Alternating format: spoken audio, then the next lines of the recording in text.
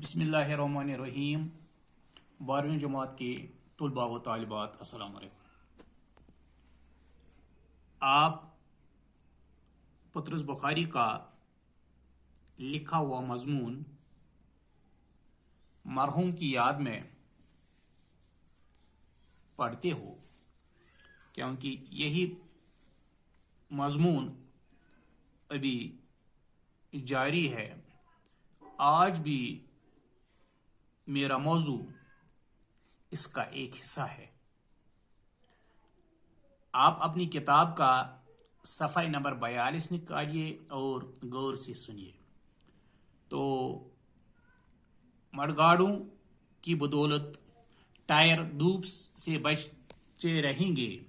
اگلے پہیے میں ایک بڑا سا پائبند لگا تھا، جس کی وجہ سے پہیہ ہر چکر میں ایک دفعہ لمحہ بھر کے لیے زور زور سے اوپر اٹھ جاتا تھا اور میرا سر پیچھے کو یوں جھٹکا کھاتا تھا جیسے کوئی متواتر ٹھڈی کے نیچے مکے مارے جا رہا ہو۔ پچھلے اور اگلے پہیے کو ملا کر چوں چوں پھٹ چوں چوں پھٹ چوں چوں پھٹ کی صدا نکل رہی تھی۔ جب اتار پر بائسیکل ذرا تیز ہوئی تو فضا میں ایک بھونچال سا آ گیا اور بائسیکل کے کئی اور پرزے جواب جو اب سو رہے تھے بیدار ہو کر گویا ہوئے۔ ادھر ادھر کے لوگ چونکہ ماؤں نے اپنے بچوں کو سینوں سے لگا لیا، کھڑکھڑ کے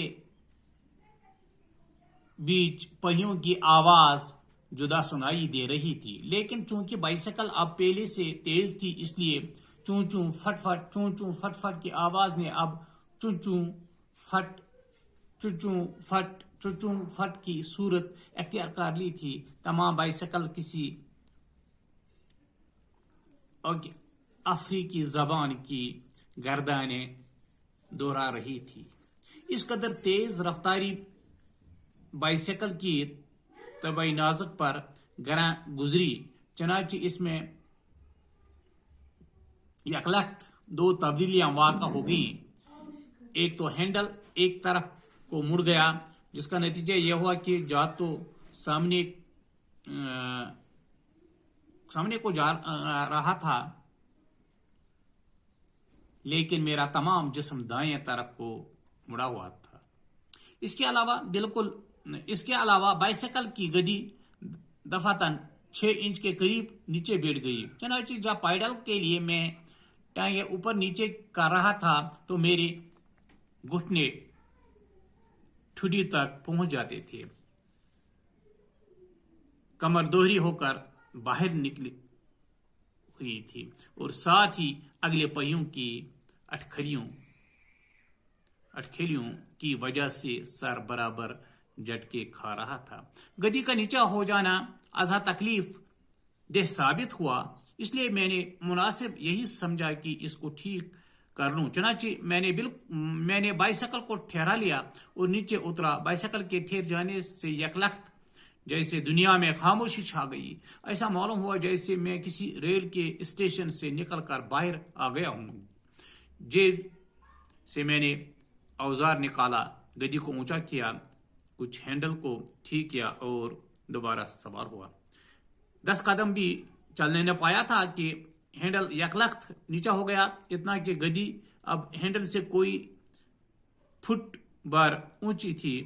میرا تمام جسم آگے کو جھکا ہوا تھا، تمام بوجھ دونوں ہاتھوں پر تھا جو ہینڈل پر رکھے تھے اور برابر جھٹکے کھا رہے تھے۔ آپ میری حالت کو تصور کریں تو آپ کو معلوم ہوگا کہ میں دور سے ایسا معلوم ہو رہا تھا جیسے کوئی عورت آٹا گوندھ رہی ہو۔ مجھے اس مشابہت کا احساس بہت تیز تھا، جس کی وجہ سے میرے ماتھے پر پسینہ آ گیا۔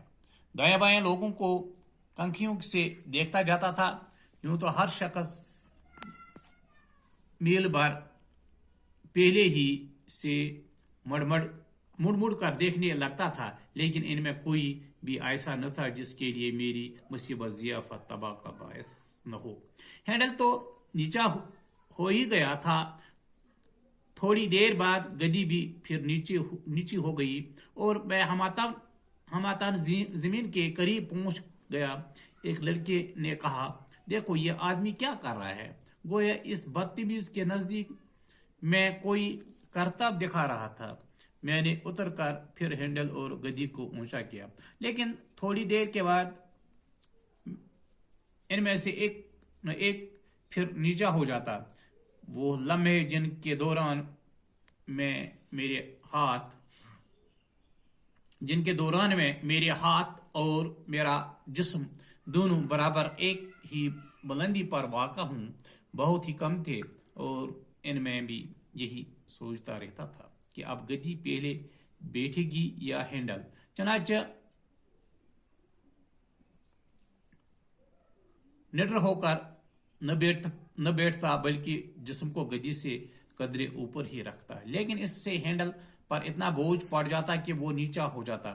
جب 2 میل گزر گئے اور بائسیکل کی اٹھک بیٹھک نے ایک مقرر باقاعدگی اختیار کر لی تو فیصلہ کیا کہ کسی مستری سے پیچ کسوا لینے چاہیے۔ چنانچہ بائسیکل کو ایک دکان پر لے گیا۔ بائسیکل کی کھڑکھڑ سے جتنے لوگ کام کر رہے تھے سب کے سب سر اٹھا کر میری طرف دیکھنے لگے، لیکن میں نے جی کڑا کر کے کہا، ذرا اس کی مرمت کر دیجئے۔ ایک مستری آگے بڑھا، لوہے کی سلاخ اس کے ہاتھ میں تھی جس سے اس نے مختلف حصوں کو بڑی بے دردی کے ساتھ ٹھوک بجا کر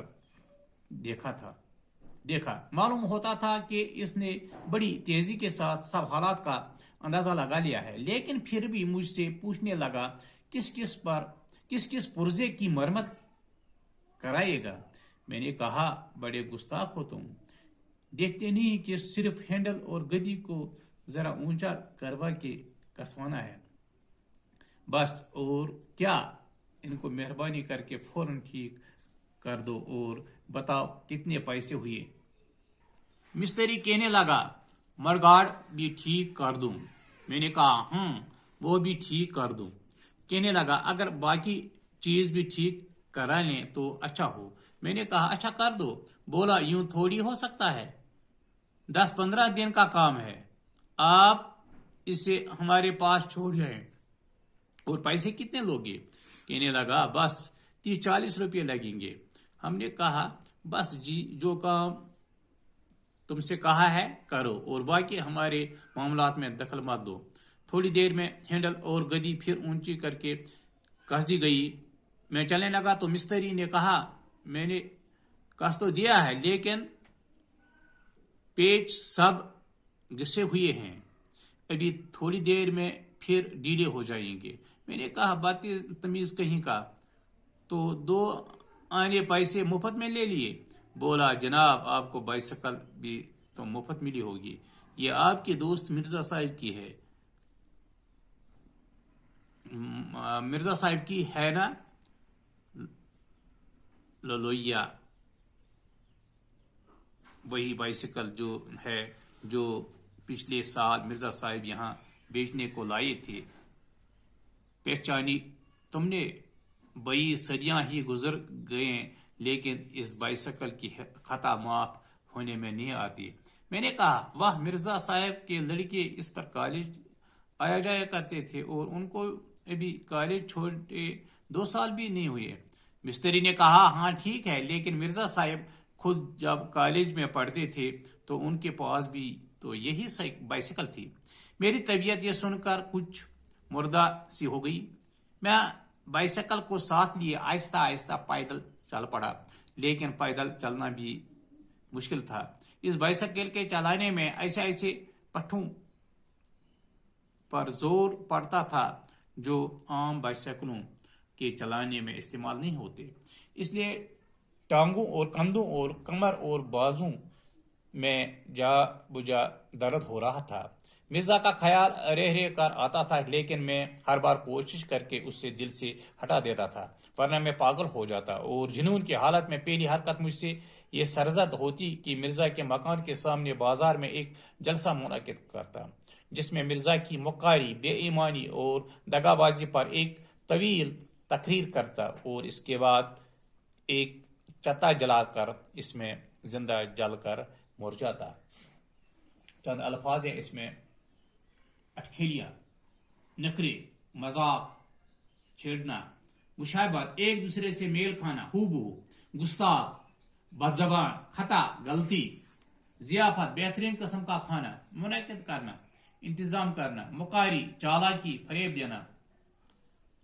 اگلے ٹائر میں ایک بڑا سا پائیون تھا۔ جب ڈلوان میں سائیکل تھوڑی سی تیز ہو گئی تو اچانک ہینڈل ایک طرف کو مڑ گیا اور گدی نیچے بیٹھ گئی، جس کی وجہ سے پترس صاحب کو بیٹھنے میں تکلیف ہونے لگی۔ پترس صاحب نے سائیکل سے اتر کر اسے اوزار سے کس کر قدرے ٹھیک کیا اور پھر سوار ہو گیا، لیکن سائیکل میں پھر وہی بلکہ اس سے بھی زیادہ خرابی پیدا ہو گئی۔ پترس صاحب نے راستے میں سائیکل ایک مستری کو دکھا دی۔ مستری نے کہا کہ اگر سائیکل پوری طرح سے ٹھیک کرنی ہو تو 10-15 دن لگ سکتے ہیں۔ پترس نے کہا نہیں، تم صرف اس کے ہینڈل اور گدی ٹھیک کر لو۔ مستری نے ایسا ہی کیا اور کہا کہ پیچ گھس گئے ہیں، اس لیے گدی اور ہینڈل پھر ڈھیلے پڑ جائیں گی۔ اس نے یہ بھی کہا کہ یہ سائیکل مرزا صاحب کی ہے اور بہت پرانی ہے، اس پر خود مرزا صاحب کالج جایا کرتے تھے۔ یہ سن کر پترس کو غصہ بھی آیا اور دکھ بھی ہوا۔ اس طرح سے میرا آج کا موضوع مکمل ہو جاتا ہے۔ خدا حافظ۔